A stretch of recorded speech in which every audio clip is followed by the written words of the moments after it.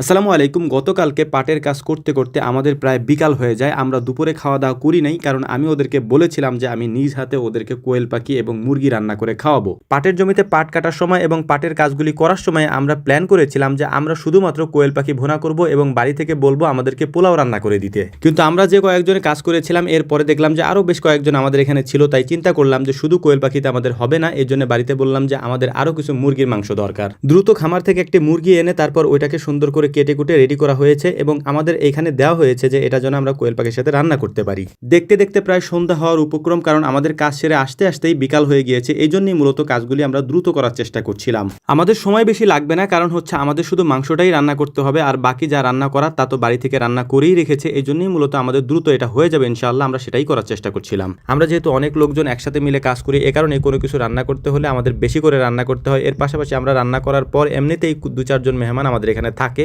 তো সব মিলিয়ে আমাদের রান্নাটা একটু বেশি করতে হয়। আর যেহেতু আমাদের কাজগুলি ইদানিং একটু পরিশ্রমের কাজ, কারণ খামারের কাজের পাশাপাশি বাহিরের কাজ বা কৃষি কাজ যদি আমাদের করতে হয় তাহলে ওই কাজগুলি আমাদের জন্য একটু বেশি পরিশ্রমের হয়ে যায়, কারণ খামারের কাজগুলি শেষ করে দেন তারপরে ওই কাজগুলি করতে হয়। আবার দেখা যায় যে ওই কাজগুলি করে এসে তারপর খামারের কাজগুলি করতে হয়, আমাদের জন্য একটু কষ্ট হয়ে যায়, যে কারণে খাওয়া দাওয়া আমাদের একটু বেশিই করতে হয়। তো যাই হোক, আলহামদুলিল্লাহ আমরা প্রথমে মাংসগুলিকে ভেজে নিচ্ছিলাম, অর্থাৎ মুরগির মাংসগুলি, এর পাশাপাশি কোয়েলের মাংসগুলিকে হালকা করে একটু ভেজে নিচ্ছিলাম। মাংসগুলিকে সুন্দর করে ভেজে নেওয়ার পর মশলা দিয়ে এটাকে আমরা ভুনা করে নিব। তারপর মূলত আমাদের যে আরো খাবারগুলি রয়েছে, মানে পোলাও বাড়ি থেকে রান্না করে রেখেছে, এর পাশাপাশি পাতলা ডাল আমরা রান্না করতে বলেছিলাম, কিন্তু ডাল আর পাতলা হয় না, ঘন ডালই রান্না করে রেখেছে। সবার পেটেই প্রচন্ড ক্ষুধা, এর কারণ হচ্ছে যে সকালবেলা আমরা নাস্তা করে গিয়েছিলাম, এরপরে দুপুরের দিকে বা 2টার দিকে মেবি আমরা হচ্ছে যে ছোলা এবং মুড়ি খেয়েছিলাম। এরপর আমাদের আর কিছু খাওয়া হয়নি, পানির উপর দিয়ে আমাদের সারাদিন আজকে চলছে। তো দ্রুত রান্না করার চেষ্টা করছিলাম যাতে করে আমরা খেতে পারি, কারণ ওইদিকে সন্ধ্যাও হয়ে যাচ্ছিল। এরকমই হয় যখন সকালবেলা আমরা খাওয়া দাওয়া করে তারপর কাজে চলে যাই, এরপর যদি আমাদেরকে ফিরে এসে আবার রান্না করতে হয় তাহলে সন্ধ্যা হয়ে যাবে, এটাই স্বাভাবিক, কারণ সারাদিন কাজ করতে হয়। সেক্ষেত্রে বিদেশে যারা থাকে বা প্রবাসে যারা থাকেন তাদের